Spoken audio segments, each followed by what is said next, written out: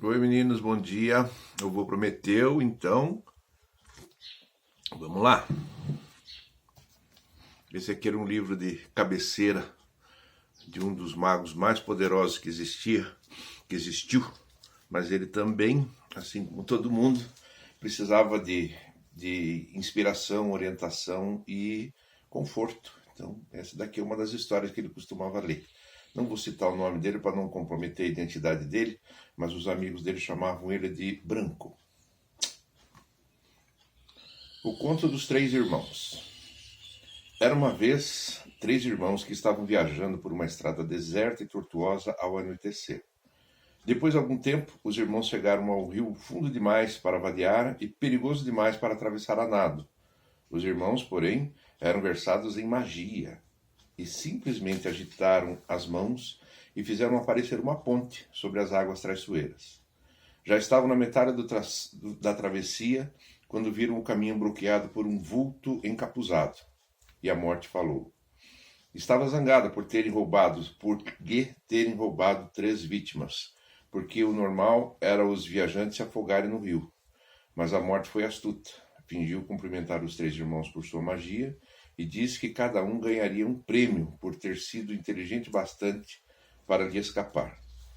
Então, o irmão mais velho, que era um homem combativo, pediu a varinha mais poderosa que existisse, uma varinha que sempre vencesse os duelos para seu dono, uma varinha digna de um bruxo que derrotara a morte. Ela atravessou a ponte e se dirigiu a um vetusto sabugueiro na margem do rio, fabricou uma varinha de um galho da árvore e entregou ao irmão mais velho.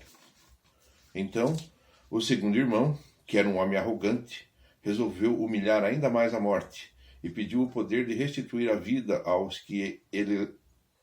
que ela levava. Então, a morte apanhou uma pedra da margem do rio e entregou ao segundo irmão, dizendo-lhe que a pedra tinha o poder de ressuscitar os mortos. Então a morte perguntou ao terceiro e mais moço dos irmãos o que queria. O moço era mais humilde e também o mais sábio dos irmãos, e não confiou na morte. Pediu então algo que lhe permitisse sair daquele lugar sem ser seguido por ela. E a morte, de má vontade, lhe entregou a própria capa de invisibilidade. Uma capa de invisibilidade. Então a morte se afastou para um lado e deixou os 3 irmãos continuarem a viagem. E foi o que eles fizeram, comentando assombrados a aventura que tinham vivido e admirando os presentes da morte. No devido tempo, os irmãos se separaram, cada um tomou um destino diferente. O primeiro irmão viajou uma semana ou mais e, ao chegar a uma aldeia distante, procurou um colega bruxo com quem tiveram uma briga.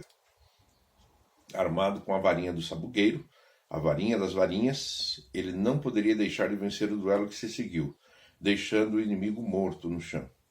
O irmão mais velho dirigiu-se a uma estalagem, onde se gabou, em voz alta, da poderosa varinha que arrebatara da própria morte, e que a arma o tornara invencível. Na mesma noite, outro bruxo aproximou-se sorrateiramente do irmão mais velho enquanto dormia na sua cama, embriagado pelo vinho, e o ladrão levou a varinha e, para se garantir, cortou a garganta do irmão mais velho. Assim, a morte levou o primeiro irmão. Entrementes, o segundo irmão viajou para a própria casa, onde vivia sozinho.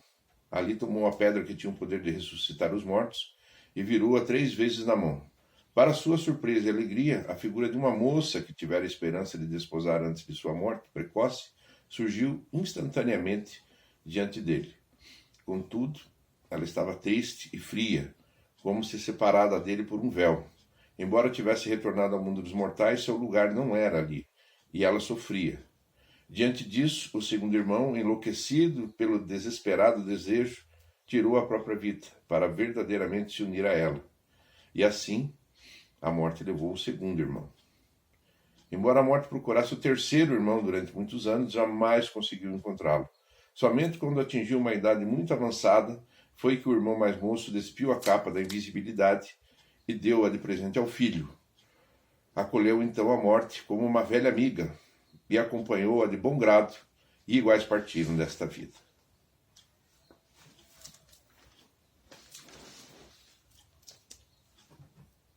Gostaram?